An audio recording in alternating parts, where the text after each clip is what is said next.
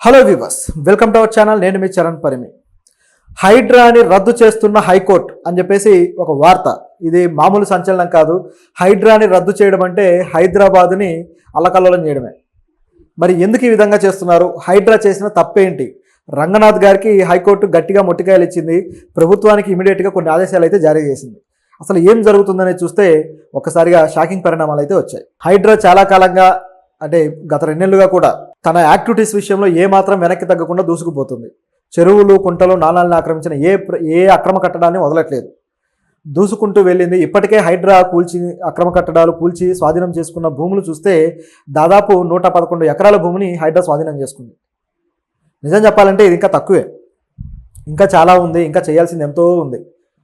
అయితే ఈ మధ్య కాలంలోనే అనేక వివాదాలు హైడ్రాను చుట్టుముట్టాయి. కొన్ని ప్రాంతాల్లో ఆ ప్రాంతంలో ఉన్న పేద ప్రజల ఇళ్లను కూడా కూల్చేశారని చెప్పేసి హైడ్రా మీదకి వాళ్ళు కాస్త గరంగా ఉండి కొద్దిగా మీడియా ముందు కూడా బాధ వెళ్ళబుచ్చుకున్నారు. ఇది కాస్త వివాదమై బీజేపీ నుంచి ఈటెల రాజేందర్ కూడా ఆ పేద ప్రజల విన్నపాలు ఏవైతే ఉన్నాయో అవి స్వీకరించి హైడ్రా మీద విమర్శలు చేశారు. పేద ప్రజల్ని ఈ విధంగా ఎలా చేస్తారు మీరు అని. అదేవిధంగా మరోవైపు చూస్తే కేవలం పెద్ద వాళ్ళ బిల్డింగ్స్ మాత్రమే కొట్టేస్తున్నారు, అలాగే ఆ పెద్దవాళ్ళలో కూడా బీఆర్ఎస్ వాళ్ళు మాత్రమే ఉంటున్నారని మరొక ఆరోపణ ఎదుర్కొంది హైడ్రా. ఇదిలా ఉండగానే హైడ్రా ఉన్నట్టుండి స్టాండ్ మార్చుకుంది.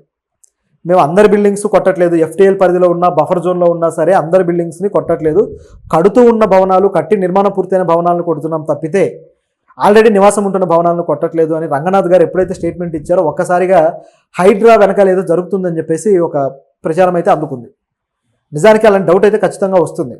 అలా వచ్చిన తర్వాత మరి అంటే బాగా డబ్బును సంపాదించుకొని అక్కడ కొనుక్కొని కట్టుకొని నివాసం ఉంటూ ఉంటే ఆ చెరువులు చివరికి మాయమే చేసేస్తే అది తప్పు కదా అనే ప్రశ్న కూడా దీంట్లో బయలుదేరింది.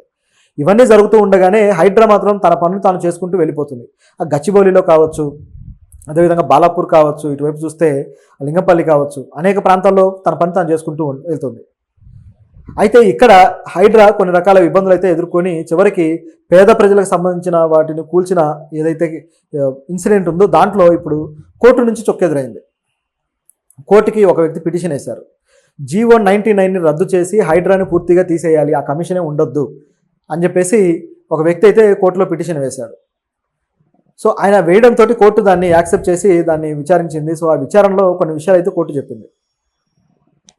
మామూలుగా పిటిషన్లో ఏముందంటే అసలు ముందుగా నోటీసులు ఇచ్చి వివరణ అడగకుండా ఏ విధంగా కూల్చేస్తారు, ఇది తప్పు కదా అని చెప్పేసి అడిగింది. కోర్టు కూడా ఇదే భావించి ప్రభుత్వానికి మొట్టికాయలేసింది.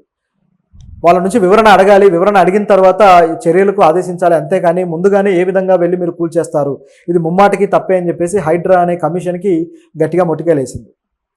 దీంతోపాటు ప్రభుత్వానికి కూడా సూచన చేసింది, మీరు ఎక్కడి నుంచైనా సరే ఈ పిటిషన్కి కౌంటర్ పిటిషన్ వేసి దీనికి వివరాలు ఇవ్వండి, మీరు అసలు ఏ విధంగా ప్రణాళికలు రచించారో అవన్నీ కూడా తెలియజేయండి కోర్టుకి అని చెప్పేసి ఆదేశాలు ఇచ్చింది. ఇన్ని రోజులుగా కూడా ఎవరు కోర్టు ద్వారానికి వెళ్ళలేదు, కోర్టు ద్వారా ఏదైనా చేద్దామని ప్రయత్నించలేదు. ఎందుకు చేయలేదంటే ఈ కట్టిన వాళ్ళంతా నిజంగానే అక్రమార్కులు, నిజంగానే ఆక్రమించి కట్టారు. అందువల్ల వెళితే తిరిగి మనకే బ్యాండ్ పడుతుంది, అవి అక్రమం అని తేలితే మనకే కేసులు బుక్ చేస్తారనే భయంతో ఎవరు ముందుకు వెళ్ళడానికి ప్రయత్నించలేదు. పెద్ద బడాబాబులు కూడా నోరు మూసుకొని ఉన్నారు. హైడ్రా కొట్టినా సరే ఏం మాట్లాడలేకపోయారు. కానీ ఇప్పుడు పరిస్థితి చూస్తే వాళ్ళ వెంట ఖచ్చితంగా కొట్టేయాల్సిందే, ఖచ్చితంగా అక్రమ నిర్మాణాలని తీసేయాల్సిందే. కాకపోతే ఇక్కడ కొన్ని విషయాల్లో మాత్రం పేద ప్రజలకు సంబంధించిన వాటిలో హైడ్రా కొద్దిగా అత్యుత్సాహంగా వెళ్ళింది. అది కొన్ని ప్రాంతాల్లో, అన్ని ప్రాంతాలు కూడా కాదు. సో ఇక్కడ కొంత ఇబ్బంది ఎదురైంది. కాబట్టి రంగనాథ్ గారు తన మాటలు కూడా వెనక్కి తీసుకున్నారు. లేదు, కొన్ని నివాసాలు అయితే కొట్టట్లేదు అని చెప్పి. అదే ఇంకా గందరగోళం ఉంది దీంట్లో పరిస్థితి. వీళ్ళు చెప్పిన మాట ఒకటి చేసేది ఒకటిలాగా ఉంది. తిరిగి ఈరోజు అయితే ఇక డైరెక్ట్గా కేసీఆర్ గారు ఫామ్ హౌస్కే మ్యాప్ వేశారు, ఈ రోజు రేపు ఆ ఫామ్ హౌస్ను కూల్చేస్తారన్న వాదన కూడా వచ్చింది. ఇదిలా జరుగుతుండగానే ఎంఐఎం అధినేత బిల్డింగ్స్ని, ఆ కాలేజ్ ఏదైతే ఉందో దాన్ని కూల్చేసి మీరు మీ సత్తా నిరూపించుకోండి అని చెప్పేసి వాళ్ళ కాన్స్టిట్యున్సీ కొంతమంది వ్యక్తులు కూడా సవాల్ కూడా విసురుతున్నారు. ఇట్లా అన్నీ జరుగుతూ ఉన్నాయి. ఇదంతా అవుతూ ఉండగా ఈ కేసు ముందుకు వచ్చింది.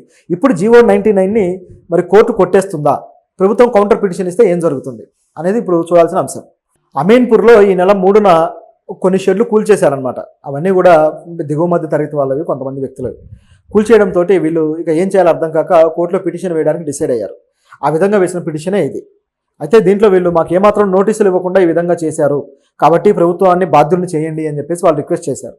సో ప్రభుత్వం దీనికి వివరణ ఇవ్వాల్సిందే అని చెప్పి హైకోర్టు కూడా ప్రభుత్వానికి కొంత టైం అయితే ఇచ్చింది. సో ఇప్పుడు హైడ్రా కొంచెం ఇబ్బందుల్లో పడింది. ఏం జరుగుతుందనే చూడాలి. ఒకవేళ ప్రభుత్వం కోర్టు సీరియస్ అయ్యి ఆంక్షలు మాత్రం విధిస్తే హైడ్రా యాక్టివిటీస్కి ఇక చెక్ పడ్డట్టే. మరి ఈలోపు ఏం జరుగుతుందనేది ఆసక్తికరంగా ఉంది.